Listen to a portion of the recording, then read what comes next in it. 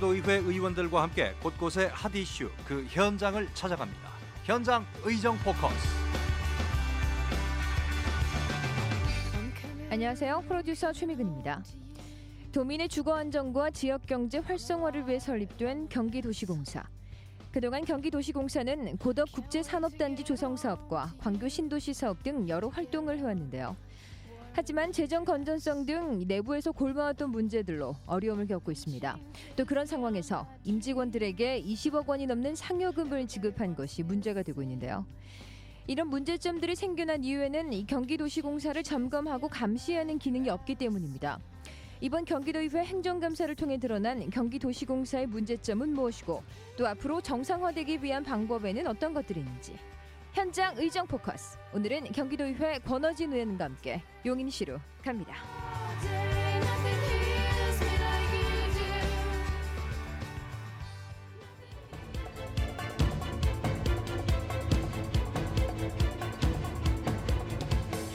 그동안 경기도시공사는 산업단지 조성과 서민의 주거복지 실현을 바탕으로 많은 일을 해왔습니다. 하지만 현재 추진하고 있는 사업들을 보면 줄줄이 어려움을 겪고 있는데요. 그중 황해 포승지구와 남양주 진건지금지구 사업이 대표적이라고 할 수 있습니다. 이 사업들로 인해 경기도시공사의 부채는 증가하게 되고 또 원래 추진하려던 사업계획 역시 차질이 생길 것으로 예상되고 있습니다. 애초 계획과는 다르게 흘러가고 있는 경기도시공사. 현재 추진하고 있는 사업에는 어떤 것들이 있고 또 그에 따른 어려움과 해결책은 무엇인지 현장 취재 강성민 리포터가 권어진 의원과 만나봤습니다. 경기도의회 권오진 의원님 반갑습니다. 먼저 경기방송 청취자분들께 인사 말씀 부탁드리겠습니다. 경기도의회 용인 출신 민주통합당 권오진 의원입니다. 의원께서는 기획위원회 소속으로 활동을 하고 계신데요. 오늘은 경기도시공사에 대해 주로 얘기를 나눠보겠습니다. 먼저 경기도시공사 부채가 상당히 심각한 수준이라고 들었는데 어느 정도 수준인가요? 경기도시공사에서 제출한 자료로서 도시공사의 부채 증가를 파악해 보았습니다. 2011년도 말까지 7조 912억 원이 부채였었는데 2012년에는 8조 9천억으로 증가하였고 현재 진행하고 있는 사업만으로도 2013년에는 9조 3천억 원까지 부채가 증가할 것으로 예정되어 있습니다. 발생 이자는 2011년도에 1,326억 원이었으며 이 추세라면 도시공사는 1일 5억 원의 이자를 부담하는 공기업이 될 것입니다. 현재 경기도시공사는 계속해서 부채가 쌓여가고 있는 실정인데요. 이 경기도의회 권오진 의원은 경기도시공사가 부채 비율을 왜곡하고 있다고 주장했습니다. 공기업은 채권을 발행해서 운영하는 기업입니다. 채권은 성질상 일정 기간 후에야 상환이 발생한 특징이 있습니다.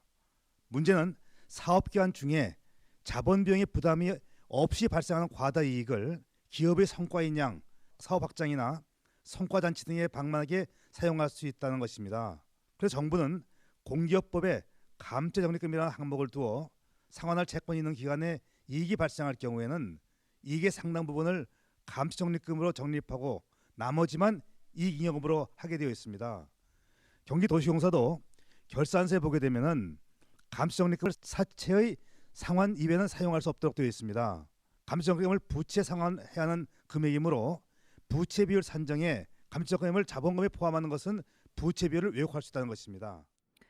부채 비율은 기업이 타인 자본인 부채를 얼마나 감당할 수 있는지를 측정하는 것입니다. 쉽게 말하면 기업이 채무를 감당할 수 있는 체력의 기준이라고 할 수 있는데요. 하지만 현재 경기도시공사는 불안한 재정으로 대형 개발 사업들을 제대로 추진할 수 없는 상황입니다. 자세한 이야기 경기도의회 권오진 의원입니다. 도시공사 내부에서도 조성원가나 항의 여건 등에서 경쟁력 부족을 우려하는 부정적 검토가 제기된 사업이 있습니다. 황해 포승지구 사업과 남양주 진건 지금지구 사업입니다. 이 두 사업 모두 LH공사에서 포기한 사업을 인수한 사업으로 여건이 달라진 것이 없습니다. 남양주의 경우 도시공사는 보금자리 사업에 참여하기 위해 시작했다고 하나 보금자리 사업을 부동산경기 침체 시에 부채를 증가하면서 도시공사가 꼭 해야 하는지도 의심이 되고 있습니다. 또한 이를 해결하기 위해 기반시설을 축소한다든지 토지이용 계획을 잘못 적용한다면 난개발이 되어 주민들에게 폐해가 될 것으로 본인은 생각하고 있습니다. 꼭 하지 않아도 될 사업을 빚을 져가면서까지 추진하고 있는 경기도시공사. 만약 원래 계획에 차질이 생긴다면 그 피해는 결국 주민들에게 돌아가는 거 아닐까요? 경기도시공사 재정 건전성을 위한 제언을 해보신다면요. 첫째는 빚을 갚기 위해 빚을 내어 운영한다는 것입니다. 둘째는 조직 유지를 위해서 지속적으로 사업 확장과 이를 위해 채권 발행을 증가한다는 것입니다. 문제는 이런 확장에 대해서 경기도시공사가 조정 기능이 없다는 것입니다. 사업의 적합성 분석에 대한 조절을 할 수 기능이 없다면 부채비율로 조정할 수밖에 없습니다.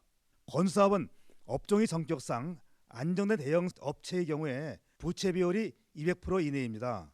도시공사의 기본 사업을 부채 비율 200% 내외로 일정 비율 고정시키고 특별한 대형 사업이 필요할 경우에는 한시적으로 부채를 인정하는 방법을 행정감사에서 제언했고 조례 개정도 검토하고 있습니다. 그런데 이처럼 불안정한 재정 상태를 겪고 있는 경기도시공사가 참 아이러니하게도 임직원들에게는 높은 상여금을 지급했다고 하는데요. 경기도의회 권어진 의원의 자세한 설명입니다. 도시공사는 2010년부터 매년 20억 원 이상의 상여금을 지급했으며 2010년도에는 사장에게 4,380만 원, 임직원에게 31억 5천만 원을 지급했습니다. 이 사회에서는 결산상의 영업이익이 2,230억 원으로 59% 신장했고 당기순이익이 1,822억 원으로 142% 증가했다고 대단한 성과라고 체했습니다. 그런데 순이익이 매출의 10%라는 것은 도시공사 사업으로서는 있을 수 없는 이익입니다. 이 내용을 분석해 보면 매출이 2010년도에 1조 8,849억 원 중 광교택지개발 매출이 1조 1,854억 원으로 63%입니다. 그런데 광교택지의 투기본가가 8,104억 원으로 3,750억 원이 매출이익이 발생했습니다. 2010년의 이익은 광교 사업에서 발생한 것으로밖에 볼 수 없습니다. 그런데 이 시점에서 광교 지역에서는 2조 213억 원의 차입금이 남아 있습니다. 이런 상태에서 단순 매출과 투입 원가의 차이가 성과라는 것은 잘못된 경영입니다. 저는 행정감사에서 이러한 문제를 성과금을 회수해야 한다고 사장에게 강력히 요청하였습니다. 불합리한 성과급 지급 자체를 없앨 수 있는 방법으로는 업무에 대한 평가를 정확하게 내리고 또 판단할 수 있는 구조적인 체계를 만드는 것인데요. 이 휘청거리는 경기도시공사가 원래 자리를 찾기 위해서는 이 노력부터 이루어져야 할 것입니다. 경기도시공사 정상화를 위해서 경기도에 요구하는 사안이 있다면요? 두 가지 있습니다. 첫째는 경기도에서 경기도시공사를 바로 점검하고 제시할 수 있는 기능이 없습니다.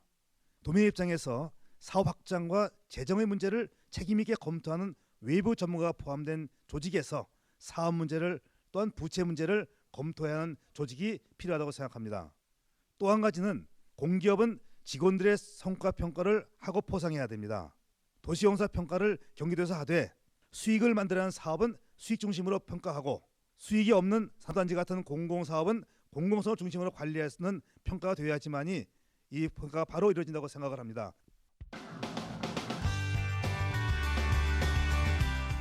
경기도시공사의 애초 설립 목적은 주민들의 편안한 주거 생활과 경기도의 발전을 위해서였습니다. 물론 그동안 다양한 사업들을 통해 노력해온 것은 사실입니다. 하지만 점점 쌓여만 가는 빚과 부채는 공사란 이름을 무색하게 만들었는데요. 또한 그런 상황에서 정확한 기준 없이 그들만의 상여금 축제를 연 것은 분명 도민들에게 질타를 받아야 마땅합니다. 여기에 경기도시공사가 추진하고 있는 대형 개발 사업들 역시 어려움을 겪고 있는 지금, 이런 내외부적 어려움을 극복하기 위해서는 경기도시공사 임직원들의 새로운 마음가짐이 필요합니다. 다시 초심을 되새기고 시작한다면 도민들에게 신뢰를 받는 건강한 공기업으로 다시 태어날 수 있지 않을까요? 경기도의회 권어진 의원과 함께한 현장 의정 포커스. 지금까지 현장 취재 강성민, 제작과 진행의 최미근이었습니다.